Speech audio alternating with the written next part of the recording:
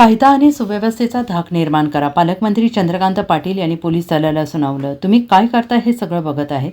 अधिवेशनात 20 पोलीस निलंबित झाले आहेत. जाहीर सभेत पालकमंत्र्यांचा इशारा. सांगली जिल्ह्यातील बिघडलेल्या कायदा आणि सुव्यवस्थेबाबत अधिवेशनात आमदार रोहित पाटील यांनी ड्रग्ज मटकासह अवैध धंद्यांवर पुराव्यानिशी प्रश्न उपस्थित केला होता. त्यानंतर आज पोलीस मुख्यालयात झालेल्या कार्यक्रमात जिल्ह्याचे पालकमंत्री चंद्रकांत पाटील यांनी पोलीस अधिकाऱ्यांना सुनावत थेट इशारा दिला आहे. राज्याचे मुख्यमंत्री आणि गृहमंत्री देवेंद्र फडणवीस हे पोलीस दलात काही कमी पडू देत नाहीत. गुन्हा घडू नये म्हणून आपण कायद्याचा धाक निर्माण केला पाहिजे, पण गुन्हा घडल्यानंतर 24 तासात त्या गुन्ह्याचा छडा हा चांगल्या तंत्रज्ञानामुळे लागतो.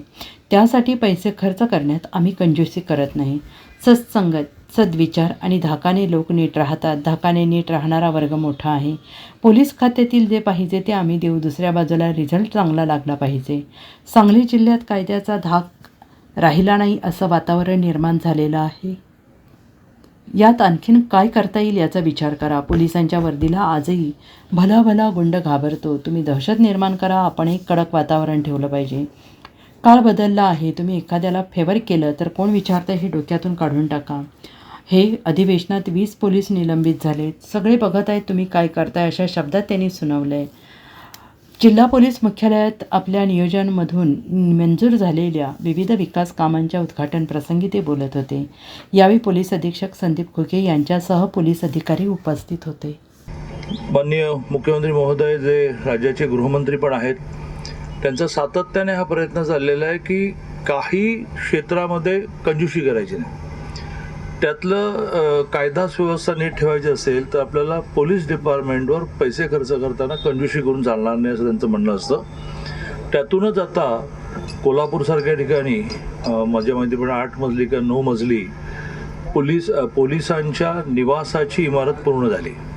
आणि आता सगळ्याच ठिकाणी त्यांनी हा आग्रह धरलेला आहे की ज्या ज्या ठिकाणी आपल्या जागा आहेत त्या ठिकाणी आपण सगळा FSI वापरून पोलिसांची घरं चांगली गेली पाहिजे. तर हे जसं काम करणाऱ्या माणसाचं मनस्वास्थ्य नीट राहायचं असेल त्याला घर चांगलं पाहिजे.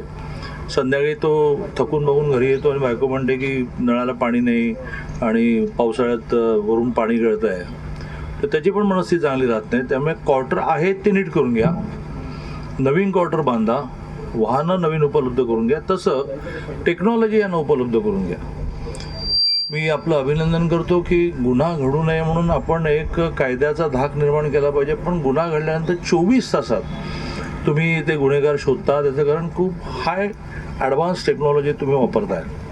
तर ती टेक्नॉलॉजी वापरायला पैसे लागतात. तर ते पैसे उपलब्ध करून देण्यामध्ये आम्ही कंजूसी करण्याचं कारण नाही. आत्ताच्या अधिवेशनामध्ये महाराष्ट्राच्या कायदा सुव्यवस्थेसाठी इतक्या मोठ्या प्रमाणात निधी घोषित झालेले आहेत. मुंबईसारख्या ठिकाणी सगळ्या प्रायव्हेट संस्थांनी लावलेले CC आणि गव्हर्नमेंटला लावलेले CC या सगळ्याचं एक कंबाईंड नेटवर्क आपण करतो. त्याच्यामुळे एखाद्या अपार्टमेंटच्या एखाद्या फ्लोअरवर जरी घटना घडली तर ती पोलीस हेडक्वार्टरला दिसेल. त्याचं कारणच असं की 2 कारणाने माणसं नीट राहतात. एक तर सत्संगतीमुळे राहतात, सद्विचारामुळे राहतात आणि धाकाने राहतात. त्याच्यातल्या धाकाने नीट राहणारा वर्ग हा मोठा आहे की त्याला धाक वाटला पाहिजे की अरे बाबा काही गडबड केली तर ती CCमध्ये येते, 24 तासामध्ये आपल्याला अटक होते आणि चार्जशीट तयार होते. पूर्वी चार्जशीट तयार व्हायला वेळ लागायचा, निकाल लागायला वेळ लागायचा. आता सगळ्याचे नियम झाले, ते आता मी इथे सांगत नाही. मी पुन्हा एकदा पोलीस डिपार्टमेंटला जी रिक्वायरमेंट असेल ती नवीन वर्षाचा निधी पण आता 1 एप्रिलनंतर येईल. त्यात आणखीन काही गोष्टी लागल्या तर ते आपण पूर्ण करू, पण दुसऱ्या बाजूने रिझल्ट्स पण चांगले मिळाले पाहिजेत. थोडंसं असं वातावरण निर्माण होत चाललेलं आहे की सांगली जिल्ह्यामध्ये कायद्याचा धाक राहिला नाही की काय. मला हे मान्य आहे की अशा सगळ्या गोष्टींमध्ये तुम्ही अलर्ट आहात, होऊ नये म्हणून प्रयत्न करतात, झाल्यानंतर पकडता आहात, चार्जशीट लवकर सबमिट करत आहात, लवकर निकाल लागेल असं बघता आहात. त्यातून दहशत निर्माण होईल किंवा पूर्वीसारखं राहिलं नाही, आपल्याला लगेचच शिक्षा होईल, हे तुमच्या प्रयत्न चाललंय मला मान्य आहे. पण यात आणखीन काय करता येईल, तुम्हाला जे लागेल ते द्यायला आम्ही तयार आहोत ना. आणखीन काय लागेल, जसं आता ब्लॅक स्पॉटचा विषय आलेला आहे. आज व्यासपीठावर कमिशनर महोदय आहेत आपले महानगरपालिकेचे, त्यांनी पण आपल्याला सगळ्यांसाठी ही तयारी दर्शवली की आपण महानगरपालिकेच्या निधीमधून पण खर्च करू, काही नियोजनमधून देऊ. पण सगळ्या ब्लॅक स्पॉटला एकदा त्याला ब्लॅक स्पॉट का म्हटलं जातं, तो अंधारा एकच नाही, तो अडचणीचा आहे. पण तिथलं सगळं अतिक्रमण काढता येईल का, ते सगळं मोकळं करता येईल का, तिथे लाईट्स लावता येतील का, तिथे CC लावता येतील का, आणि सगळ्यात म्हणजे गस्त घालता येईल का. निर्भयाचा निर्णय काहीतरी 14-15ला झाला, ज्यावेळेला IG होते विश्वास नांगरे पाटील, आणि मी कोल्हापूरचाही पालकमंत्री होतो, सांगलीचा पालकमंत्री होतो. त्यावेळेला निर्भयाचा जन्म झाला आणि निर्भयाला आपण मोठ्या प्रमाणात वाहनं द्यायला लागलो. आणि त्यांना म्हटलं की फक्त कॉलेजवर तुमचं ग्राउंड होते, काय हे सगळे बिंडे काही विषय नसतो. पोलिसांच्या वर्दीला आजही भला गुंड घाबरतो.